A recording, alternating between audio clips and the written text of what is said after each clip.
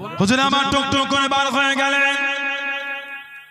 ও যুবকে, ও আমার মুরব্বি বাপ জানেরা, মায়েরা, বোনেরা, মগিয়া, আল্লাহ রাসূল সাহাবী হযরত আবু দারদা রাদিয়াল্লাহু তাআলা আনহু আল্লাহ নবীর সাহাবীর কাছে চলে গেলেন, আবু লুবাবার কাছে গেলেন। ওই গাছটা আমায় বিক্রি করে দাও, ওই গাছটা আমাকে বিক্রি করে দাও, এই গাছটা আমি বিক্রি করব না, এই গাছটা তোমায় দেবো না। হযরত আবু দারদা রাদিয়াল্লাহু তাআলা আনহু হুজুর আমার জানিয়ে দিলেন, হুজুর আমার শুনিয়ে দিলেন, বলো বাবা আমি আবু দারদা রাদিয়াল্লাহু তাআলা আনহু আমার একটা খেজুরের বাগান আছে, যে খেজুরের বাগানের মধ্যে 600 খেজুরের গাছ আছে, একটা মিষ্টি পানির কুয়া আছে, একটা বড় বাড়ি আছে, গোটা বাগান তোমায় দিয়ে দেবো, গোটা বাগান তোমায় দিয়ে দেবো, এই গাছটা আমাকে বিক্রি করে দাও। আল্লাহ রাসূল সাহাবী হযরত আবু দারদা রাদিয়াল্লাহু তাআলা আনহু ওই গাছটাকে কিনে নিয়ে আল্লাহ নবীর এতিম সাহাবীকে দিয়ে দেন। আল্লাহ নবীর সামনে চলে গেলেন, আসসালামু আলাইকা ইয়া রাসূলুল্লাহ হাবিবাল্লাহ সাল্লাল্লাহু আলাইহি ওয়াসাল্লাম। আল্লাহ নবী সালামের জবাব খানা দেন, আল্লাহ নবী সালামের উত্তর খানা দেন, ইয়া রাসূলুল্লাহ হাবিবাল্লাহ, ইয়া রাসূলুল্লাহ হাবিবাল্লাহ। আল্লাহ পাকের নবী সাল্লাল্লাহু আলাইহি ওয়াসাল্লাম হুজুর বিয়াদি মাফ করুন, গুস্তাখিটা ক্ষমা করুন, ওই গাছটা আমি দিয়েছি খুদুন, আল্লাহ পাকের জান্নাতে খেজুরের গাছটা কি পাবো খুদুন, খেজুরের গাছটা কি পাবো খুদুন। আল্লাহ নবী সাল্লাল্লাহু আলাইহি ওয়াসাল্লাম আল্লাহ নবী জিজ্ঞাসা করেন, আল্লাহ নবী জানতে চাইলেন, ও নবী রাদিয়াল্লাহু তাআলা আনহু কিসের বিনিময়ে কিনলে বাবা, কিসের বিনিময়ে নিলে বাবা? ইয়া রাসূলুল্লাহ হাবিবাল্লাহ, ইয়া রাসূলুল্লাহ হাবিবাল্লাহ। আল্লাহ পাকের নবী হুজুর বিয়াদি মাফ করুন, গুস্তাখিটা ক্ষমা করুন, আমি আবু দারদা রাদিয়াল্লাহু তাআলা আনহু আমার একটা খেজুরের বাগান ছিল, যে খেজুরের বাগানের মধ্যে 600 খেজুরের গাছ ছিল, একটা মিষ্টি পানির কুয়া ছিল, একটা বড় বাড়ি ছিল, গোটা বাগান খানা দিয়ে দিয়েছি, গোটা বাগান খানা দিয়ে দিয়েছি। আল্লাহ নবী জানিয়ে দিয়ে, আল্লাহ নবী শুনিয়ে দিয়ে, ও আবু দারদা রাদিয়াল্লাহু তাআলা আনহু কাম মিন ইসতিরদাইন লি আবি দারদা ফিল জান্নাহ, কাম মিন ইসতিরদাইন লি আবি দারদা ফিল জান্নাহ। ও আবু দারদা আল্লাহ পাকের জান্নাতে আর একটা খেজুর গাছ নয়, আর একটা খেজুর গাছ নয়, আমি নবী এখান থেকে দেখতে পাচ্ছি আল্লাহ পাকের জান্নাতে তোমার জন্য খালি খেজুরের বাগান আর বাগান, খেজুরের বাগান আর বাগান, খেজুরের বাগান আর বাগান, আমি নবী এখান থেকে দেখতে পাচ্ছি। জনে বলুন সুবহান, আর একটু জনে বলুন সুবহান। আল্লাহ বলেন আলহামদুলিল্লাহ। একটা খেজুর গাছ কিনেছে 600 টাকা, একটা মিষ্টি পানির কুয়া। মদিনা শরীফে মিষ্টি পানির কুয়ার বড় অভাব ছিল। হাদিস শরীফে এসেছে নবী পাক যখন হিজরত করে গিয়েছিলেন, সাহাবারা যেতে একটা ইহুদির কবজায় মিষ্টি পানির কুয়া ছিল, বীরে রুমা, যে কুয়াটাকে বলে বীরে উসমান, বীরে উসমান রাদিয়াল্লাহু তাআলা। এই ইহুদির কবজায় কুয়া, সাহাবা হুজুররা গেলে পানি দিত, নবী পাকের কাছে এসে বললেন, সরকারে তো আলম বললেন, কেউ আছো বীরে রুমাটা কিনে আজাদ করবে, যার খুশি পানি দেবে, কেউ যদি বীরে রুমাটা কিনে দাও, আমি নবী বলে দিলাম সেজন্য নিজের জান্নাতটা দুনিয়া থেকে কিনে ফেললো। উসমান ইবনে আফফান রাদিয়াল্লাহু তাআলা হুজুর আমি কিনবো। আমার নবী মাঝে মাঝে বলতেন, আমার একটাই সাহাবী দুনিয়া থেকে দুবার, কোনো বর্ণনায় 3 বার, দুনিয়া থেকে 3 বার জান্নাত কিনে ফেলেছে, ওটা হলো আমার উসমান। জোরে বলবেন না সুবহানাল্লাহ। নবী পাক জানার শানে বলেছেন, উসমান রাফিকি ফিল জান্নাত, তুমি হলে আমার আল্লাহ পাকের জান্নাতের বন্ধু। জোরে বলুন না সুবহানাল্লাহ। আমাদের নবী হযরত উসমান ইবনে আফফান রাদিয়াল্লাহু তাআলাকে দেখে নবী পাক লজ্জা করতেন, উনাকে দেখে লজ্জা, হায়া। আমাদের নবী বলেন, আল হায়াউ শুবাতুম মিনাল ঈমান, লজ্জা যেটা ঈমানের একটা অংশ, ঈমানের একটা অঙ্গ। যার লজ্জা নাই তার ইমানের একটা অংশ অঙ্গ কম। এখন তো আমাদের সমাজে লজ্জা উঠে গেল। আজ বাজারে বিক্রি হতো মেয়েদের মা বোনেদের থ্রি পিস,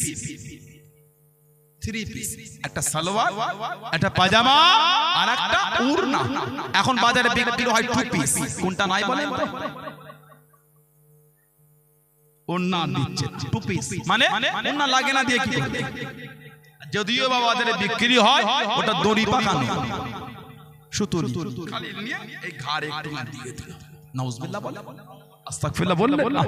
সমাজে সচরাচর ওড়না মেয়েরা পড়ছে। আমাদের বাড়ি কিছু কিছু মেয়ে এত নোংরা হয়ে গেছে, এত নোংরা পোশাক পরে রাস্তায় বার হয়। সমাজে সব থেকে নোংরা ছেলেটা ওই মেয়েটার দিকে দুবার তিনবার তাকাতে লজ্জা পেয়ে যায়। এত জঘন্য পোশাক শুরু হয়ে গেছে। নাউজুবিল্লাহ বললেন না। ইদানিং আবার আমাদের সমাজে বোরখাটা বেশ ভালোই চলছে, কথা বলে না। ওর মধ্যে কিছু কিছু বোরখা আছে, পরাটা হলো হারাম। ওলামা হযরতরা আছে, সম্মানীয় আলেম ওলামা হযরতরা আছে, জিজ্ঞাসা করবে যদি আমার এই বলাটা ভুল হয় বলবে। আমি আবার আপনাদের আশপাশে কোন একটা জলসায় আমি মাফ চাইছি। ভুল বললে আমার মাফ চাইতে কোনো অসুবিধা নেই, কেন চাইবো না? শিক্ষিত লোকের ভুল ধরিয়ে দিলে বন্ধু হয়, মূর্খ লোকের ভুল ধরালে শত্রু তৈরি হয়। শরীয়তের বিধানে ভুল করে হিমাগতি করাটা মুমিনের জন্য উচিত না। বলতে বলতে মানুষের কথা বলতে বলতে মিস্টেক হয়, মানুষ মস্তবে হয়।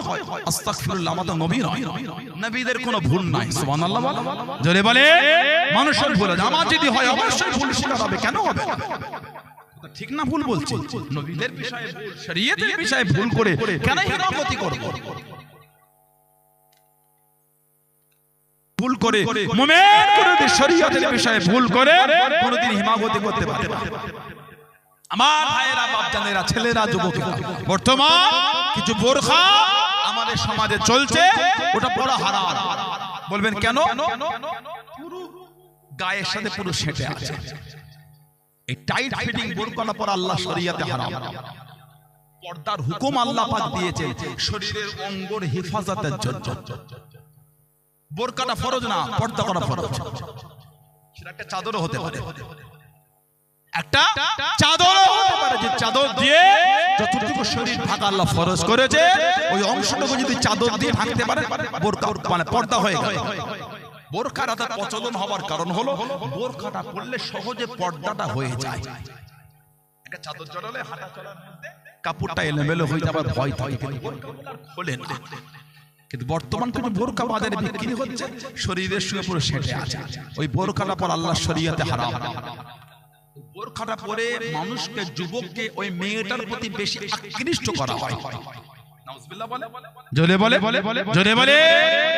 আমি আমার বোনেদের, মায়েদের বলে যাই, ওই বোরকাগুলো পরবে না। এইগুলো একটা একটা চাল। এগুলো দেখছেন না, ফোনে আপনাকে দিয়ে দিল কি রামি সার্কেল, কথা বলছেন না কেন? ফোনে আপনাকে দিয়ে দিল রামি সার্কেল, কি একটা তাস খেলা সফটওয়্যার, তাস খেলা। ওই সফটওয়্যারটা ফোনে যুবকগুলো লোড করে, ওই সফটওয়্যারের সাথে আমরা ব্যাংকের অ্যাকাউন্টে লিংক হয়ে গেল। ফোনে তাস খেললে যদি জেতে, ওইখান থেকে টাকাটা ব্যাংকে চলে যাচ্ছে। নাউজুবিল্লাহ বলে। এগুলো কাফেরদের চক্রান্ত। আমাদের বাড়ির ছেলেগুলিকে হারাম খাওয়াতে হবে। কথা বলছেন না কেন? আমাদের বাড়ির ছেলেগুলিকে হারাম খাওয়াতে হবে। কেন? একটা বেনামাজিকে যদি বলে নামাজ পড়বি না, তুই আমাকে বলা কেন নামাজ না পড়া? তুই কি? ও নামাজ পড়ে না কিন্তু জানে লেগে গেল, কারণ ঈমান তো আছে। তুই মানা করলি বেশি, আমি নামাজ, তুই মানা করার কি? পারবে? পারবে না। কিন্তু এদের কাফেরদের চাল কি? এদের করে আমল ইবাদত করতে মানা করলে শুনবে না, এদের করে হারাম খাইয়ে দেয়। এদের পেটে যদি হারাম চলে যায়, এরা ইবাদত করলেও কবুল হবে না। এগুলো কাফেররা জানে। শরীরে যদি হারাম থাকে, ইবাদত করলে কবুল। সব ফোনে ফোনে দামি সার্কেল চলে এলে যুবকদের, রাত জেগে জেগে খেলে আর ওইখান থেকে টাকা ব্যাংকে ঢোকে। নাউজুবিল্লাহ বলে, এটা হারাম। ওলামা হযরতরা আছে, আমি আমার বোনেদের করে হাত জোর করে বলে যাই, ওই বোরখাটা পরবে, যেই বোরখাটা শরীরের সঙ্গে পুরো টাইট, শরীয়তে হারাম। কিছু কিছু ছেলে প্যান্ট পরেছে এত টাইট, নিচেই বসতে পারছে। আছে না নাই? কথা বলে না? কিছু কিছু প্যান্ট পরেছে এতটাই, বসে বসে পানি নেওয়া দূরের কথা, দাঁড়িয়েই হয়ে গেল, বসতে পারে না বলে পানি নেই। ছেলেটা নিচে বসতে পারলো না, স্ট্যান্ডায় গিয়ে বলে পানি নেই, বসতে পারে না, দাঁড়িয়ে দাঁড়িয়ে পানি নেই। কি কি দেখেছো? মানে টাইট ফিটিং প্যান্ট পরেছে, ভালোভাবে হাঁটু মরে। ওই প্যান্টটা যুবকদের জন্য, ছেলেদের জন্য পরা হারাম। এই পোশাকটা পরলে শরীয়তের বিধান মানতে আমাকে বাধা দেবে, ওই পোশাক আল্লাহর শরীয়তে ব্যবহার করা হারাম। বুঝতে পেরেছেন? যেই লেবাস আমি পরলে শরীয়তের বিধান মানতে আমাকে বাধা সৃষ্টি করবে, ওই পোশাকটা পরে আল্লাহর শরীয়তে হারাম। আল্লাহ আমাদের এগুলো বোঝার তৌফিক দান করে, বলুন আমিন। জোরে বলেন আল্লাহুম্মা। আপনি জানেন কদিনে হায়াতে ঘুরছেন জানেন আপনি? 3 ঘন্টার বাচ্চা, ডক্টর বলছে জন্ডিস হয়েছে। আহা, হয় না? কথা বলছেন না কেন? 2 দিনের বাচ্চা, ডক্টর বলল ছেলেটার হাড়ে ফুটো আছে, ফুটো 3 মাস ওই কাঁচের মধ্যে রাখতে হবে। ভাবলেন কি করে 60 বছর হলে মরবে না আপনি? 2 ঘন্টার বাচ্চা বলছে জন্ডিস হয়েছে। আহা, 5 দিনের বাচ্চা, ডক্টর টেস্ট করে বলছে বাচ্চাটার ব্লাড ক্যান্সার হয়ে গেছে। কি ভাবছেন আপনি? কি মনে করলে 70-80 বছর হলে মরবে? আল্লাহর আদালতের রহমতের ব্যাপার, আল্লাহর বিধান, আল্লাহ পাক ডাকলেই সাড়া দিতে হবে। 2 মিনিটও হতে পারে, 2 ঘন্টারও বাচ্চা হতে পারে, 2 বছরও হতে পারে, 20 বছরও হতে পারে, আর 200 বছরও হতে পারে। আল্লাহ পাক ডাকবে, সঙ্গে সঙ্গে লব্বাইক সাড়া দিয়ে দিতে হবে। ভালো হয়েছে। বাগান 600টা খাজুরের, একটা মিষ্টি পানির কুয়া, আর একটা বড় বাড়ি, গোটা বাগান উনি দিয়ে দিয়েছে। আমার নবী বলছে জান্নাতে তুমি আর একটা গাছ পাবে না। আল্লাহ পাক আমি নবীকে দেখাচ্ছেন জান্নাতে তোমার জন্য আল্লাহ খালি খাজুরের বাগান আর বাগান কবুল করে নিয়েছে। যদি বলবেন না সুবহানাল্লাহ। হাদিস শরীফে এসেছে, বাইহাকি শরীফের রিওয়ায়াত, হযরত আবু দাহদা রাদিয়াল্লাহু তাআলা ওই খাজুরের বাগানের বাইরে দাঁড়িয়ে ভিতরে যাচ্ছে, দাঁড়িয়ে উনি ডাকছে ইয়া উম্মে দাহদা, ইয়া উম্মে দাহদা, এ আবু দাহদার মা, ইয়া উম্মে আবু দাহদা, এ আবু দাহদার মা। বাগানের বাইরে চলে আসে, বাগান বিক্রি হয়ে গেছে। সুবহানাল্লাহ বলে, এই বাগান বিক্রি করে দিয়েছে। উনি ওনার ছেলেদের নিয়ে, বাচ্চাদের নিয়ে আসে। কিতাবে এসেছে ওনার বাচ্চার মুখে খাজুর গাছের খাজুর ছিল, উনি মুখতে গেলে বাগানে ছুঁড়ে ছুঁড়ে ফেলছেন আর বলছেন এই বাগান আমাদের নয়, আমাদের গাছ না এটা, এই বাগানের খাজুর আর খেও না। বিবি খালি জিজ্ঞাসা করলেন কিসের বিনিময়ে বিক্রি করলেন? জবাব দিচ্ছেন জান্নাতে একটা খাজুর গাছের বিনিময়ে বাগানটা বিক্রি করে দিলেন। জান্নাতে একটা গাছের বিনিময়ে নবী পাকের কাছে এই বাগান বিক্রি করেছে। ওনার বিবি জবাব দিচ্ছে আলহামদুলিল্লাহ, কত সুন্দর একটা সওদা করেছে। জান্নাতে খাজুর গাছের বিনিময়ে দুনিয়ার তুচ্ছ বাগান দিলেন, আলহামদুলিল্লাহ। এই বাগানের বদৌলতে জান্নাতে আমাদের খাজুর গাছ আল্লাহ মিলাবেন। জোরে বলো, জোরে বলা যাবে না?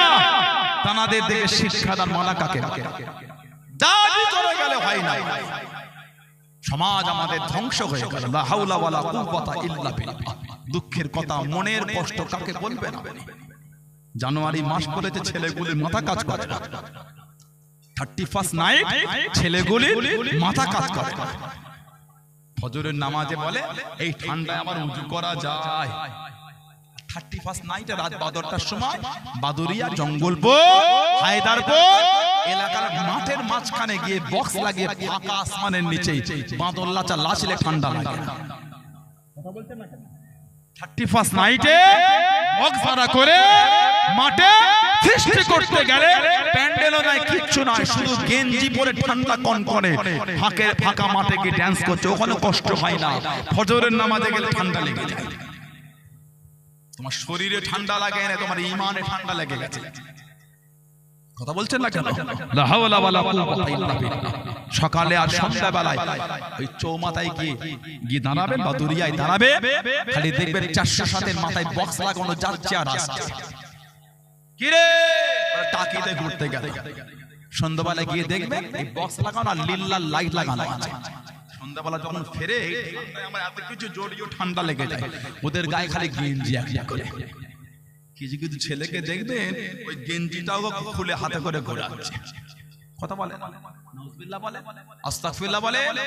এগুলো নবী মানা না, এগুলো আল্লাহ আল্লাহ রাসূলকে ধোঁকা দেয়া ছাড়া দ্বিতীয় কিচ্ছু না।